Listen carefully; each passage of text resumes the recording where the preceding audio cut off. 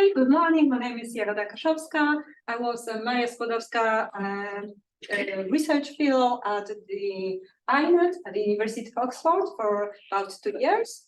And today I would like to present what we've done for these 2 years, and also discuss the details of the models, and also say a little bit more about our collaboration with AWS.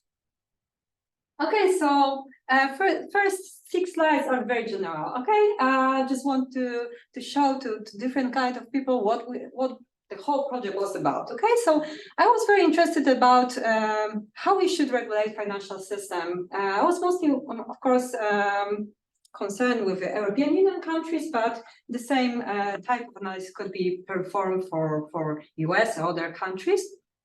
And the primary aim of this Maria Skłodowska theory action was to investigate how this macroprudential policy can influence financial stability, but without contributing to inequality in society.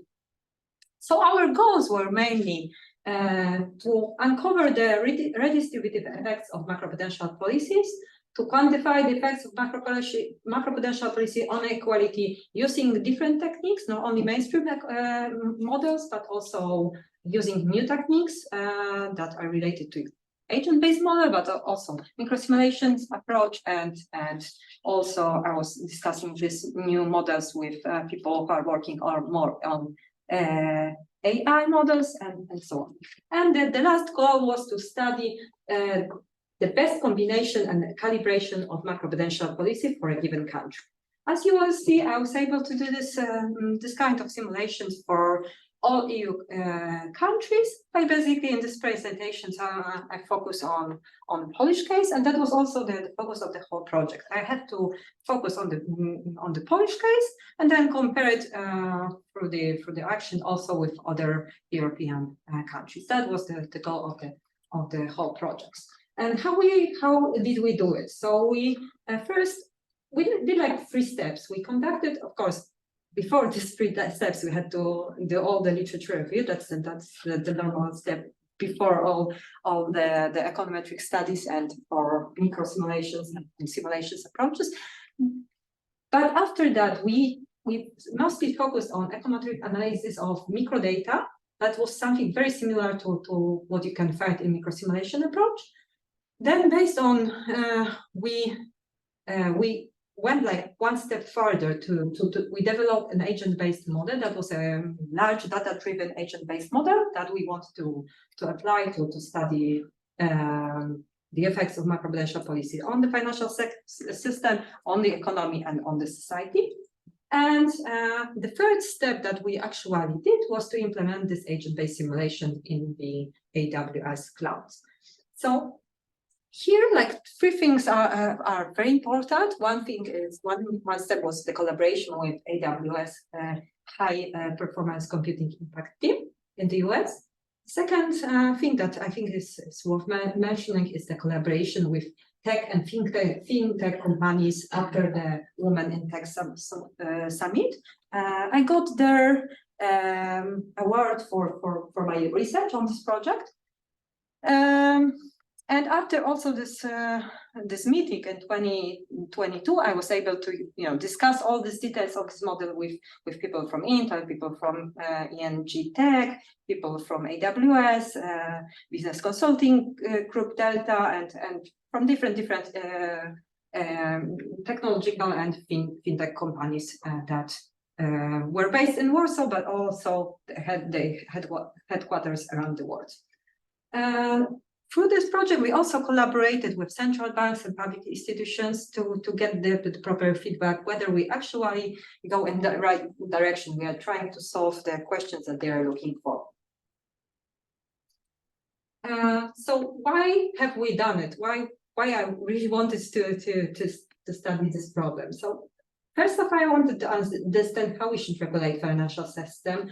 Second, I wanted to understand the causes of the rise of inequality in countries, and I also wanted to use new technologies to simulate the effects of different policies, because with this approach we can focus on macroprudential policy, but we can also study the impact of different policies. We can study the effects of different monetary policies. So we can change interest rate. We can study different balance sheet effects and so on and so on. But we can also study fiscal policies and social policies. So we can have actually the whole policy mix that you can think about it. And the last thing that I would like to underline here is that we wanted also to understand the consequences of adoption of new modeling techniques and IT solutions, especially the cloud solutions for how we want to know how this adoption of new codes, new algorithms can affect the outcomes of simulations, and also obviously the results that policymakers can be interested in. Okay, here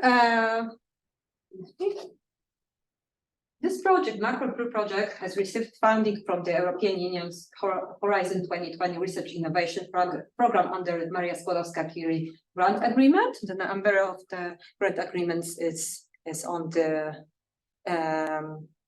slide right now. And here you can have links to different ways that the results of the project were disseminated. Okay, so first of all, you can find details about the project on the CORDIS. That's the portal of the European Union for the research, where all the details of EU projects can be found. You have dedicated page to this project, which is called Monetarized in Hills. I know that it's funny. It goes back to the article and published in 2013 about women in the central bank, women central bankers who are actually studying the effects of monetary policies and also financial stability policies and so on and so on. And back then, their role was quite, comparing to the role of men was very reduced, limited. Now it's changing. Of course, we have different perspective than men. That was very also important to incorporate this gender differences into research and also in the policy making, and that's what has been done after 2013. So this website, of course, is much more for dissemination than for the specific results of the project, but you can find links to the proper papers as well. This project was also disseminated on LinkedIn, and on Facebook and Twitter, of course, because we wanted to target different audiences. With Facebook, young people. With LinkedIn, we try to communicate with professionals and people who are working on policy making, on policy side, let's say this way. It was disseminated by INET, but also Mathematical Institute, and also by the AWS High Performance Computing Global Impact team. We have written many blogs together. This one's going to be published very, very soon. It was finished in September, but still pending to be processed within the AWS organization, like internal evaluation and so on. So you can look for it through the title, but it's still not available. It's going to be available soon. Okay, so we're trying to look at the effects of macroprudential policy. We of course know that they play a crucial role in maintaining the stability and resilience of the financial system. We've learned from the literature that we can study systemic risk mitigation, that policies are important to prevent financial crisis, to guarantee sustainable economic growth.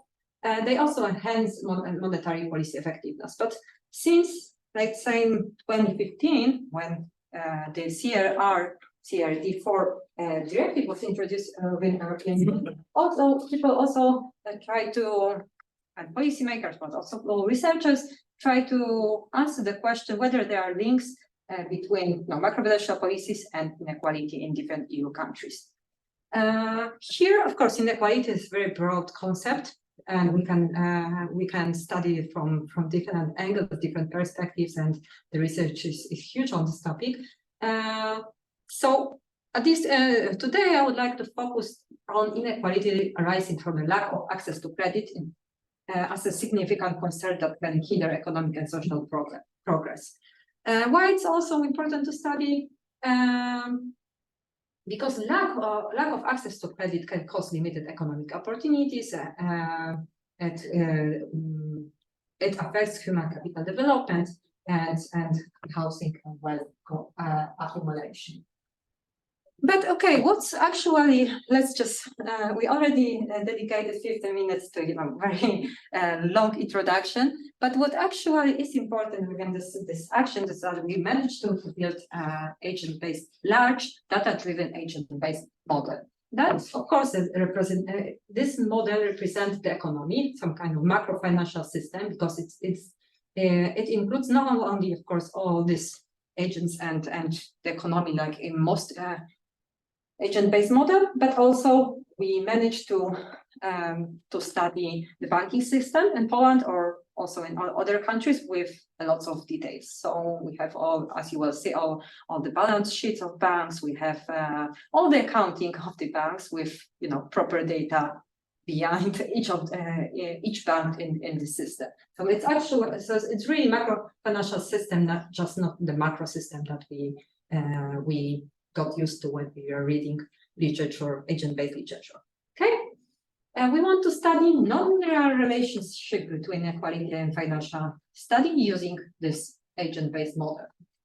We included individuals and households, of course, companies, financial system, and public policies. In that way, it provides more information about interesting topics such as real estate and we can study the problem of inflation, the deflation, depending on the period that's under study. We can study the number of bankruptcies in each period of the time, and problem of unemployment, and many others problems that we can think about. Here is the graphical representation for general public, of course, of the model. So you can see that we can we actually have individuals who are grouped into households, and beyond all these individuals and households, we use household finance and household social survey to have proper information about individuals and households. All of them are completely heterogeneous, so it's not a stylized model with only stylized groups of individuals. All of them are different, as we are in the real world.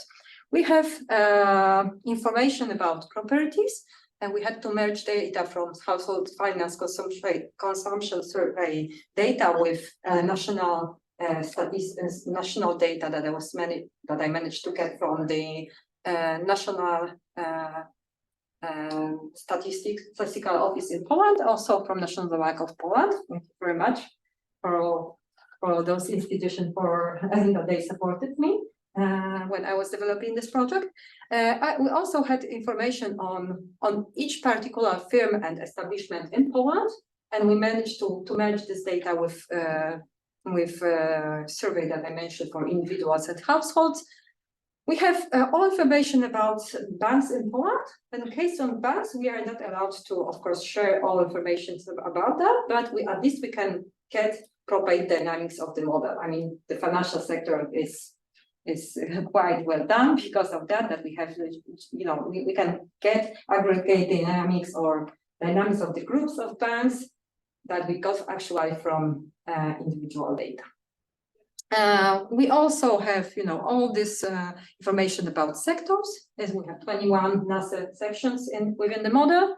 And establishment, individuals, and property are geographically based, so we can define them in the space as well. I mean, whether they operate in a particular region, whether they live in a particular region, whether they commute between regions, for example, because they live in one region and they are working in another one, this kind of things, or because 12-step firms are operating in different sectors and different regions, for example, for different establishments, and we can see how they, for example, transport things from one establishment and so on. That's kind of things we can study with this model. The whole description of the agent-based model is available on the website of the that I mentioned, Monetary Yes. It's easy to remember it. It's called The Impact of Macroprudential Policy on Inequality in a Small Open Economy Model Description. It's deliverable for one from the model. Right now, I would like to move to 7 highlights about the agent-based model. Of course, there is no time to go through all equations that we use or all data that we use and how we merge it, but at least I would like to give you impression, the general view on the 7 most important parts of this model. So we created a realistic population using microdata. As I mentioned, that was mostly household finance and consumption survey data and the data that we got access from the National Bank of Poland and statistical office in Poland. On firms, on individuals, on households, on banks, and we had to merge everything into one data set that we created in relational database, PostgreSQL database. That's going to be important when I will explain how we do it in the cloud, okay? We processed data from various sources and combined it in one relational database. Then we did population projection because of course we use survey data, so we don't have information for the whole population. We have to scale up this in order to create synthetic population or population that we're gonna then make experiments on.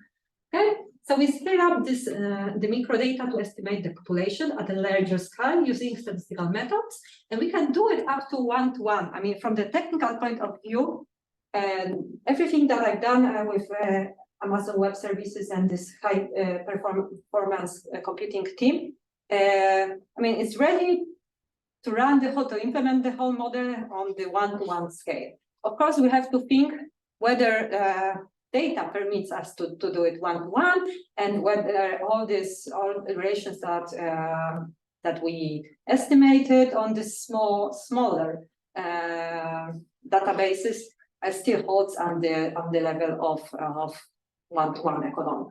Okay.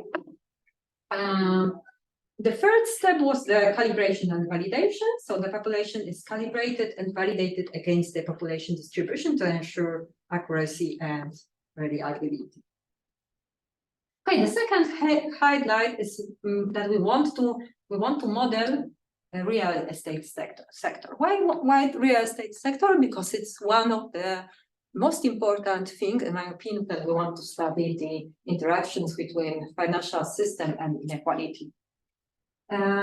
So here are 5 most important things that I would like to highlight. If we want to study the interactions between financial stability policies and inequality, we cannot forget about home ownerships as a source of wealth accumulation. We cannot forget about property value appreciation, which allows for capital gains and leads to increased wealth and wealth of households.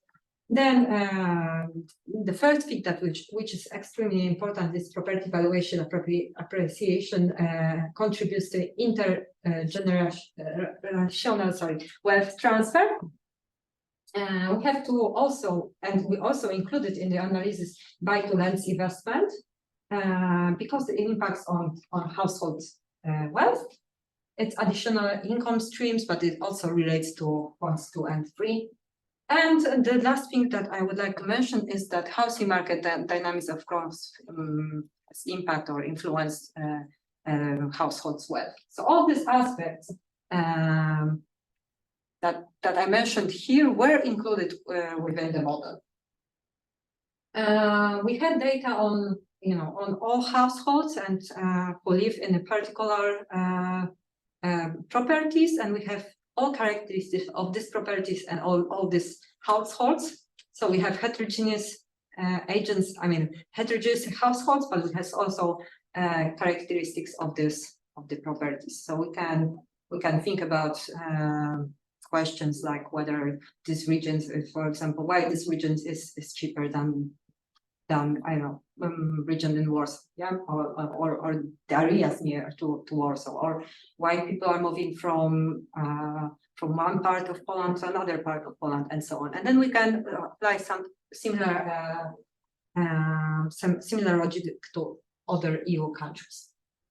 Okay, as I said, the whole model is not only about the economy, including banking system. We have heterogeneous banks, so all of them are making their own decisions. They have their own strategies. They supply credit for consumers, real estate market, so we have mortgages, of course, but also supply credit for company creation and growth. So we have different types of loans within the model, not only stylized 2 types of loans, but different types of loans for households and different types of loans for companies. Each of the banks checks consumer credit worthiness and calculate the values of prudential ratios within the model. Each bank has to check the regulatory requirements. Mostly I focus on CRR, CRD4 requirements because we are talking about Europe, but of course we could do something very similar, the Basel III and Basel IV requirements for US. So we had all capital requirements, all liquidity requirements, sectoral exposures. We also have all prudential or national regulation. We also included all national regulations within the model, so all borrower-based measures and so on. Banks and different interest rates, not only different rates. We not only have different interest rates between banks, but also different interest rates.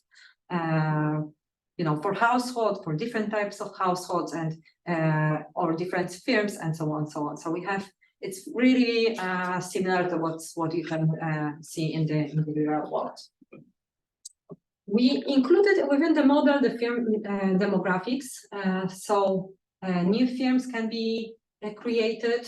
They can be founded by deposits of people, but also by banks, or shares can be issued to fund the creation of these banks. If the firm is created, it's created with the following characteristics that you can find on the slides. So each firm is located or operates in a particular sector, but of course there are companies, because we back up everything with empirical data. So we have companies that operate in different sectors, and we keep it that way in the system, in the model as well. So it's not very stylized that one firm has to operate in one sector and then with some probability can change, but really how it is in the real life, firms can operate in different sectors and with some probabilities can move out of one sector or just close one establishment and still operate on the market. So that's why the dynamics of for example, of the death of companies or bankruptcies are quite good. It's in line with what we can find in the empirical data. We have location, we have assets and liabilities, employees that will be hired in another model, and then we have establishments of the companies. Productions and price are determined in the following iterations.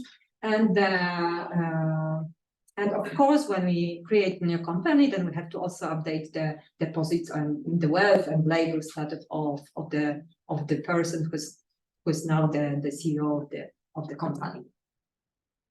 There are companies that are created by more than just one person. So it's not like in some models that it's very stylized that you assign one investor and who is the owner of the company, but really that can be created, like for example, by one family. If we find it in the data. So we had very specific data on who's the owner, because I cannot disclose it, but we can actually say who is the owner of this company with this particular characteristics. Okay, of course, everything then is anonymized, and we create just a synthetic population, but we had access to very beautiful data sets, okay, to do that. So have existing films. All existing films, of course, also need funding. They get it from people on the market, but they also, of course, apply for loans as well. So banks can determine if they should provide them this extra funding. There are several, requirements that they have to check. Whether they get this money or not depends also on the bank's policy and economic situations. And like it is in the real life, the funds can be denied. We have bankruptcies within the model. If it happens, if the company have to close one of the establishments or close the whole company, employees are getting fired. And of course, the ex-owner changed their wealth and labor status and so on. So everything as in the real life. We have also mergers and acquisitions that allows to survive some companies on the market. Of course, it's not anymore the same company. It's the company that was created because of the merger or because of the acquisitions, but it makes the dynamics in line with what actually happens in the world. We didn't want to accumulate the number of bankruptcies in the model. What actually happened at the beginning when we were developing this model. And when we were validating this model, we wanted to really be sure that the dynamics of the components are okay, and that's why I also introduced these mergers and acquisitions, and I had data on that. Okay, firm growth. So it's not only about demographics, but also firm growth. All companies within the model can grow. We have separate models when within which we set prices, production quantities. We make decisions on employment, firing, hiring, and depending on the macroeconomic situation, or so also situation within the sector. So again, it's very realistic. We really take into account different factors that affect how firm actually operate on the market. We do have supplier selections, so we tried at least. It's not very. It's still stylized. I mean, the supply chain within the model, but here I really see the potential for further improvement. Okay, to have the spreads. There wasn't enough data to have very beautiful supply chain within this model. So to some extent, I have to assign suppliers to the companies, because we didn't have so much data on all suppliers or firms. But it was, I think it's reasonable how it is right now. We have imports and exports, so we are talking about open economy. Of course, still we don't have exchange rates, which are very important factors when we're talking about open economies. Case of Poland, it's a little bit less important than it would be in case of, let's say, Germany or US and so on, for obvious reasons. But of course, as you will, I will show you, the next step will be to do that for more countries and to connect all these models together. And if I manage to do that, then the interest rate is going to be super important. And that's the next step. Okay, we have credit management, business expansions, also in different sectors, as I mentioned before, and mergers and acquisitions. For all these models that I'm mentioning here, you can go to the website and just go ahead and check all equations and how all the states are updating within the model, because there's really not enough time to go through all the equations right now. The goal of this action was actually to focus on public policies, okay, and financial stability policies. So we cannot forget about the role of government or local institutions, the role of central banks and so on. So all the public sector was included within the model as well. Private and public demand for goods and services was included in the model. We have tax collections, we have subsidies. That allows us to also to model fiscal policy within this model. We have government employment, and we also here the setting of the wages in the government sector is still quite stylized, because we really would have to think about how to. And I was just updating, I was assuming that each year or 2 years, if we are under the inflationary pressure, that this wages will increase. But that's something which is something that we should discuss, and it's more something that we should still discuss. Okay. We also, of course, public debt and interest payments, central bank's role and monetary policy, so we can study different combinations of policy within the model. And the last highlight about this HNA's model is that we want to study inequality. So what most researchers do when they study the effects of macroprudential policy on inequality, they apply different loan-to-value ratios and study the changes in income distributions. How do they do that? They usually just compute a Gini coefficient or plot the Lorentz curve and so on. So it's not about whether it's good or bad. It's just like, I would say that it's the first step. Why it's the first step? Because first of all, it's not only about incomes or also about wealth. And the second thing is not only about just one dimension inequality. We should also think about concept of multidimensional inequality. That's something also European Union is working on. They are working on this multidimensional indicators of inequality, and they apply and they study this problem of inequality from the different angles. So, okay, so can we do that using my simulation? The simulation, of course, we can do that, but we can do a little bit better. So we are trying to, using the simulation, we try to study the impact of different macroprudential combinations of tools. So we are not only focusing on loan to value, but we also can include debt service to income, debt to income. We can include all capital requirements, liquidity requirements. We can have sectoral requirements, everything that you can that you remember from Basel III, Basel IV, or from CRR4 directive in Europe. That was included within this simulation, plus all national regulations that were introduced in Poland. We could adapt the same for any economy in Europe, but then we will have to adjust that part, the national part of regulations that we include within this model, plus adapt some rules to, because there are, of course, differences between Polish economy, Germany, and so on, how firms operate and all the characteristics of the households and so on. To some extent, with households, with finance and consumption survey, we have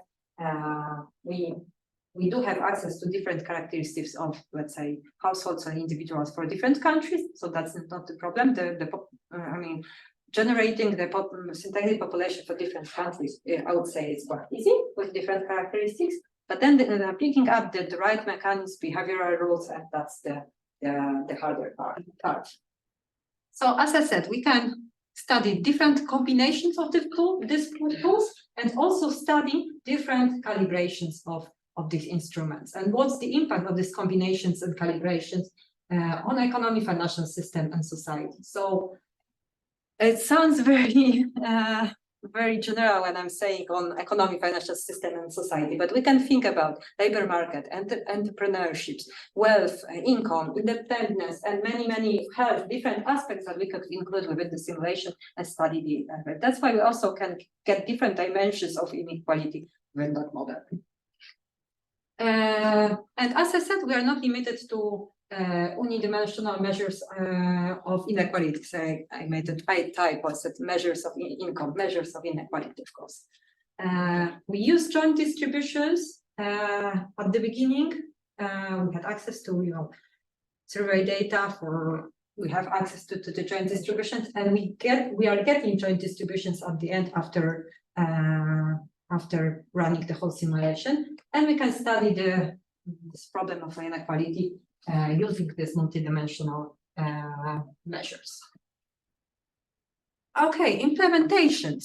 So we are getting from microsimulation approach to agent-based modeling. So for those who are working with Sam and other people on macro ABM right now, this is different approach. So I would say that's the way we calibrate this model. We are getting from statistical data. We are using a lot of econometric, something that you will see in the microsimulation approach. And from this econometric and statistical methods, we are getting proper values of parameters that, of course, you have to when you moving from the microsimulation to agent-based model, that you have to kind of adjust to have all the relations between agents. But in my opinion, that was the good starting point, how to calibrate the models, to start from this microsimulation approach. But of course, I'm really fan of what Joel is doing right now within this other project that we are working on. But that was how I approached the calibration of the model. So calibration involves adjust the model's parameters to ensure that model's output align with empirical observations. The initial coefficients were obtained from the econometric regressions or econometric models, and that were the starting values for the model's parameters.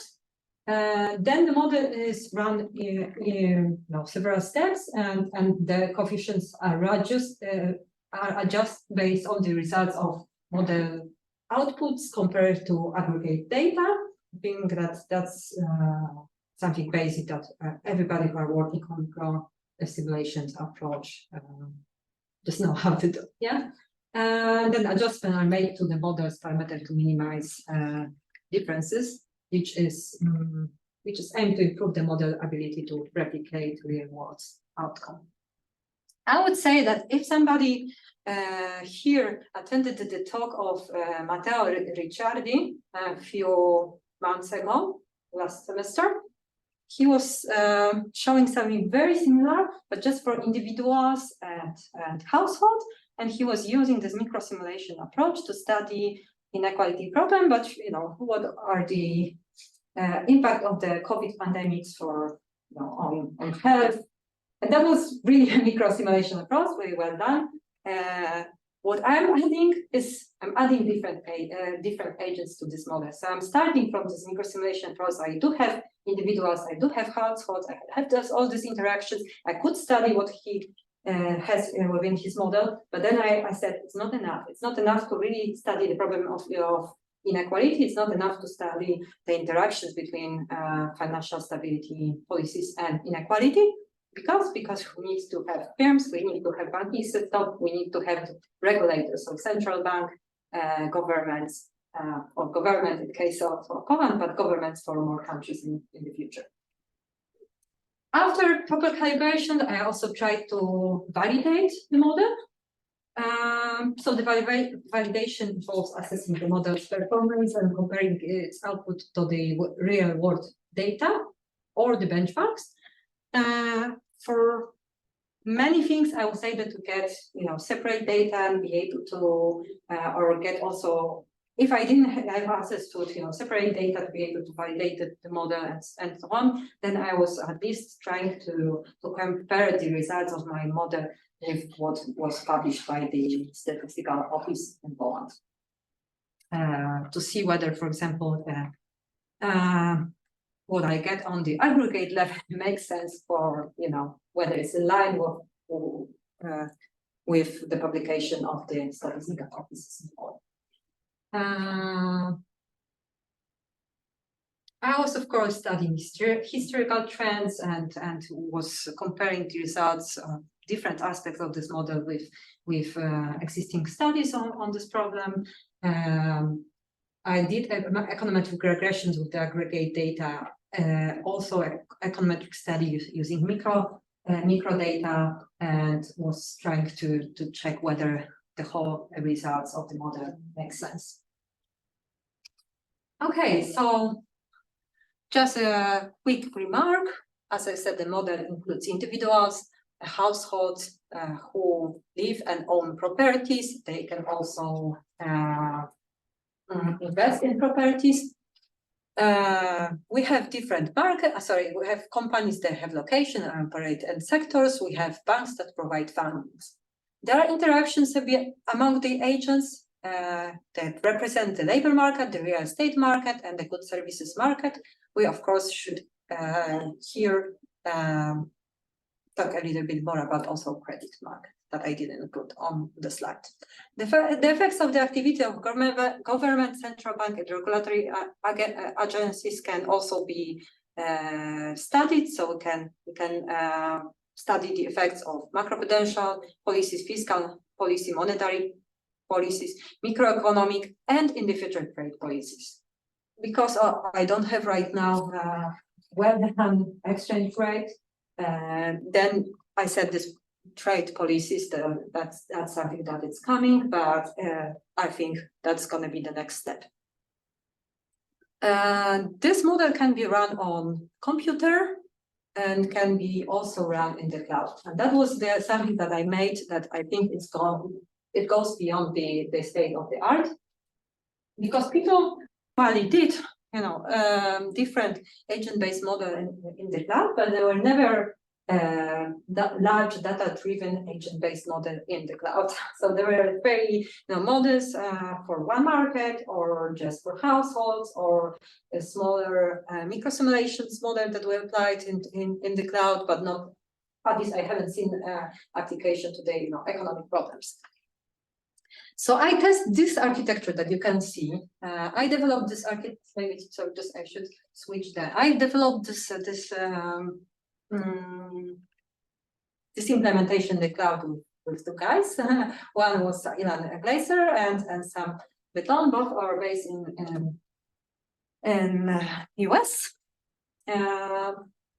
We tested this architecture for one country, for Poland. Why? Because I had access to very detailed data that I didn't have access for other countries. It's easy to get it for individuals and households. It's much more difficult to get it for banks and firms, especially when we want to have a longer time series. And so it was actually a good first step to do this exercise for Poland because of this data set that I had access to, and that I was able to create, one data set that was a merger of different data sets.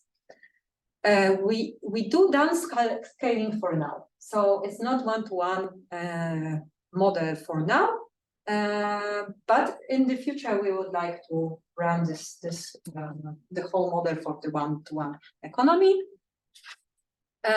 This architecture, look, it's quite simple. I mean, we used, as I said at the beginning, I was creating one data set for Poland that I then moved to Amazon RDS for PostgreSQL.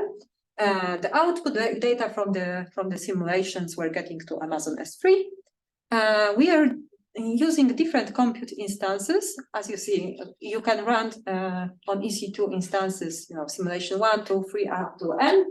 Why do we need it? Because we can calibrate the model very, very fast using this architecture. So I can run the same, let's say the same macro financial system with different calibrations of macroprudential policies at the same time.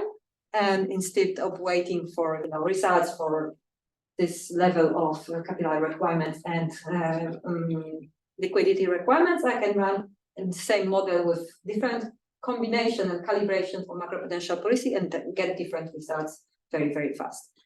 With this same architecture, I can also, and with the AWS batch, collaboration of these two compute instances and AWS batches, I can also do Monte Carlo, which is able to, because the whole model is a stochastic model. So in order to be able to say that the result is that's the true result, we should run the model several times. The more the better, of course, but the more expensive it's getting. So so right now I was running that for 100 times each time, but of course it would be much better to have 1,000. But that's that's something that I will do when I get next value, hopefully. Yeah.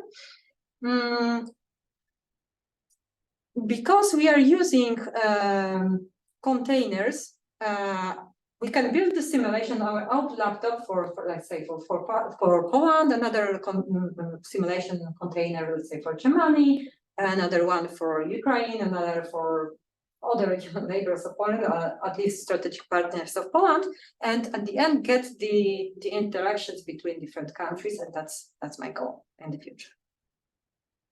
Any agency should be able to use this simulation in the cloud. Why? Because it allows you to to use the simulation without sharing data. I mean, they can have access to data, and it's very secure. It's give you very flexible, very secure. On the other hand, the researcher can get access through from this architecture, so it's allowed you to really play with this data without explicitly sharing everything. So that might be something that can help policymaker to accept this simulation in the future, the simulation approach in the future. Why it's important? Because at least from my experience, the central bankers or other public organizations are resistant to share this kind of data. So they are not, if they are not willing to share data on firms or banks, then it's very hard to get proper dynamics within the system, and the results and predictions are also quite fake.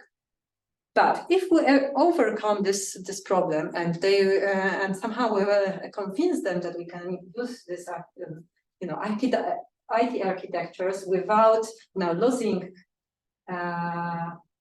everything, that might be step in the right directions to actually show people that agent-based models are useful and also secure, and that it's a good tool to obtain insights about inequality, insights about financial stability, and so on. This architecture that I'm showing here allows for faster calibration, Monte Carlo analysis, and thanks to this batch process, which is actually quite easy to, and then you can learn. So there is no, it is difficult at the beginning, but then you can learn it quite easy. So I don't think it shouldn't be a big deal for policymakers to learn how to run it in the cloud in the future. Okay. Last slide. Case study. I was wondering what I actually should show you from this model, because we can learn a lot. We could get all distributions for fields. We could get all distributions for household, individuals, all interactions, all parameters. It's a lot.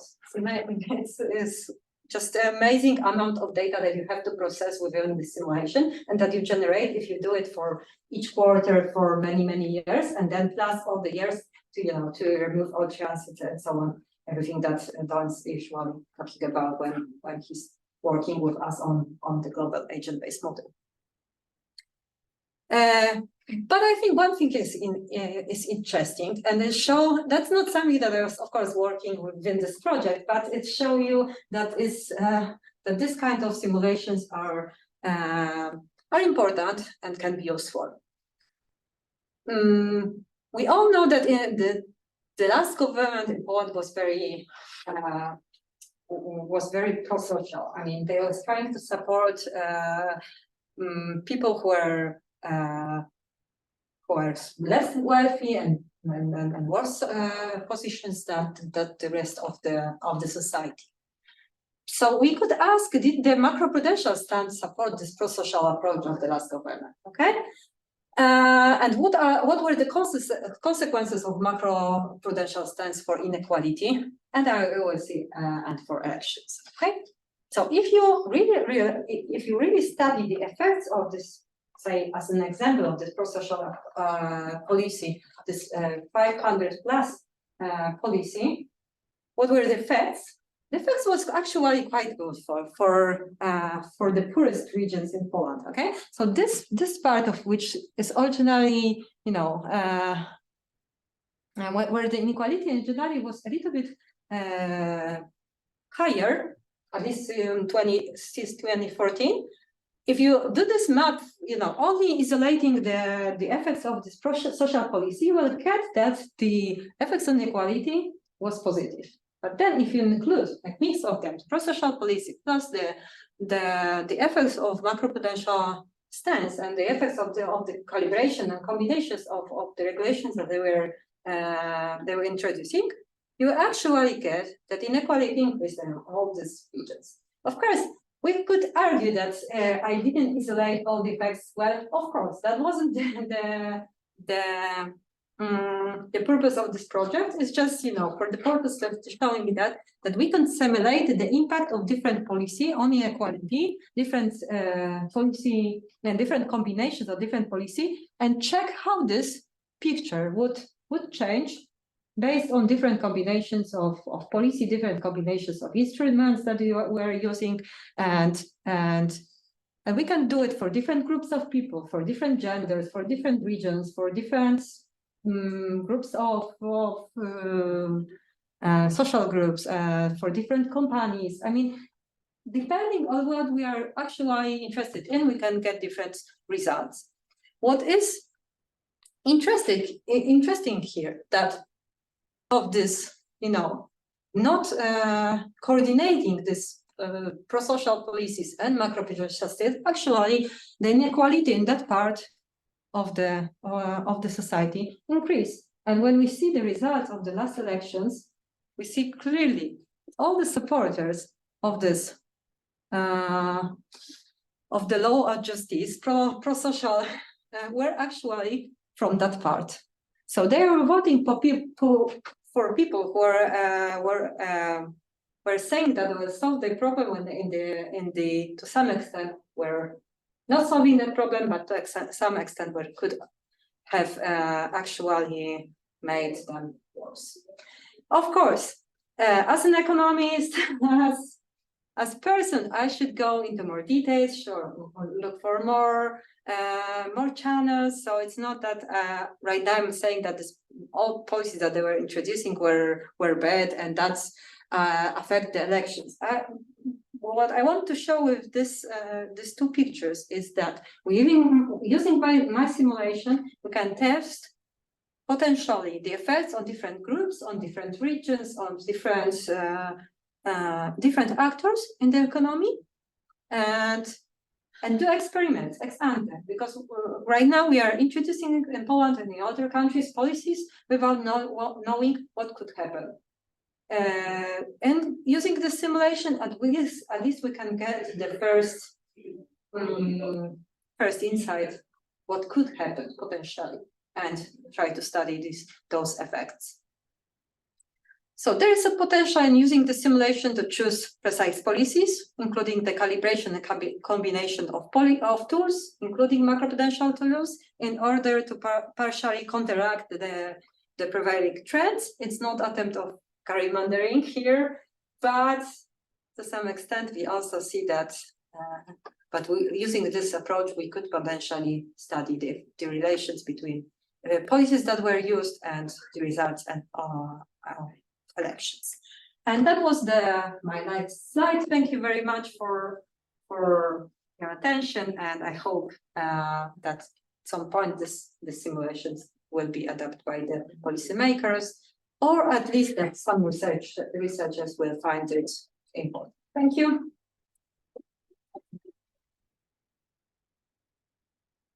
I guess I don't understand the connection between this picture and your simulations. Okay. You simulated this and matched the change in inequality, or what? This is from Ipsos. Okay, so we see that supporters of right wing. No, I understand. That's then.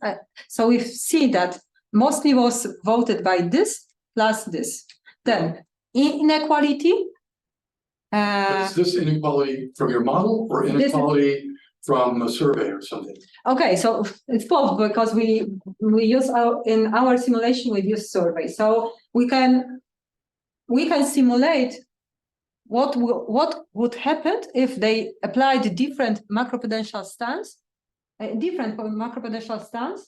and the pro-social policies that they applied. So I didn't touch pro-social policy. If they adopt a 500 plus program, that I introduce it in the simulation. If they adopt this monetary policy stance as it was, then I introduce it within simulation. So it's basically as it was in the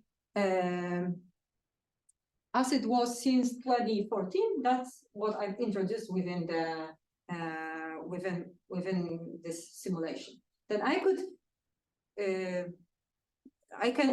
Within the simulation, I can say, for example, now I will change macroprudential stance to the different one that, in my opinion, would be more reasonable, and I would change and keeping the rest of as it was, and I would be able to test this effect. So, for example, if I would change loan to value or debt service to income, and I would be able to study the effects on people who are living in particular regions and their decisions on businesses and so on and so on. So that's what I was trying to depict with this, that would be the baseline that happened, yeah. And then we could use my simulations to be able to change macroprudential calibrations and combination of it and check the inequality in different regions. But have you done that, or is it just something you intend to do? I've done it, but it was, I don't want to show everything because I've just tried it like 3 or 4 days ago, just to show whether there is, yeah. Right. But it's that's something that we can potentially do. It's quite paradoxical, isn't it? Because inequality went up, and the places where it went up most, they voted for the populist party. Even though the regime, even though the policies were enacted under the umbrella of that government. Exactly. That's why I wanted to show it. Show it because it's paradox. And let's ask. Yes. Hey, can you hear me? Right now, yes, I think so. Okay. Hello, everyone. Thank you, Jagoda, for this presentation. Very interesting. So my question is more related to the policy implications, right? So we are trying to combine different macroprudential policies and to see what is the impact of these policies on the fairness. But in terms of mandates, a mission of central banks, which are focused on price stability and financial stability, fairness or inequalities are not included in their mandate. So how would you? What are their sense? You told that you have worked with them in the framework of the project, and so I'd like to maybe hear more about the policy implications in terms of for a central bank, for example. Okay, for the central banks or our supervisory agencies, because in some countries, as that's the case in Poland, there are separate institutions. There are, they used to be focused only on financial stability. Then after crisis in 2008 or 2010, depending on countries, they were much more interested in, you know, feedback effects between economy and financial stability. But like since I would say 2017, I saw more and more research on the redistributive effects of monetary policy and redistributive effects of macroprudential policies. And central bankers and representatives of this supervisory agencies are right now really thinking about whether they can support different policies, whether, I mean, like fiscal policies, or there is a huge discussion, of course, about their mandate, about independence of these institutions, whether they should or whether they shouldn't support, but they're still interested in knowing whether there are redistributive effects of those policies, and if they are, what kind of policy, what kind of effects we can expect. Yes, and that's something. Yes, this is the question. So how could you suppose you need to make a recommendation to a policymaker, like a prudential a supervisor, prudential policymakers, and the central bank. Well, you can write expert reports, as we are writing with one of the professors. Because we can expert reports. You can of course go to the central bankers conferences and also explain those effects. And people are actually, you know, looking for those effects, trying to understand it. There is, of course, question who will listen to you and whether they will listen to you, and that's, you know, that's always an issue within any institution. But still, I mean, it's an important topic that we should develop further. The rest is, you know, it's just something that, you know, more about, you know, how we should communicate these results. In my case, I also work in the public institutions like that. Of course, that's what I'm right now presenting, just my personal view. But I'm trying to deliver this message that we can use new methods to get better results, that we can use this you know, simulation approach to be able to study, to know the effects in advance, rather just, you know, apply them and wait for the results. Because, for example, in case of Europe, CRD4 directive was introduced in 2014, but we had to wait till 2020, let's say, to have the you know, at least a few quarters to be able to do any kind of econometric analysis that you could, you know. It's usually the case with macro policies. Yes, you need to wait. That's something new. That's something that it's very hard to capture with econometric models. And here it's actually where the macroprudential, I mean, where the agent-based approach could be very useful, but it would have to be adopted by this institutions first. I mean, they have to believe in this approach first to be able to believe in the results as well. Okay, thank you. Jagoda. I think this is tremendously exciting. I think what you're doing is really amazing. I have a few questions about Poland and how, if you're going to extend this to Germany. So in Poland, you have a fixed rate mortgage market, a floating rate, you have home equity withdrawal. How big is the rental market? Are there rent controls? Some of these institutional details, you know, if you were thinking of applying something like this to Germany, you'd have to vary them. And I'm just interested to know what they look like in Poland. We also had floating after the pandemic, especially the share of fixed rates contracts is getting higher and higher in Poland. Yeah. In other countries, obviously, it's different. In Germany, it's going to be different. In Spain, it's going to be absolutely different.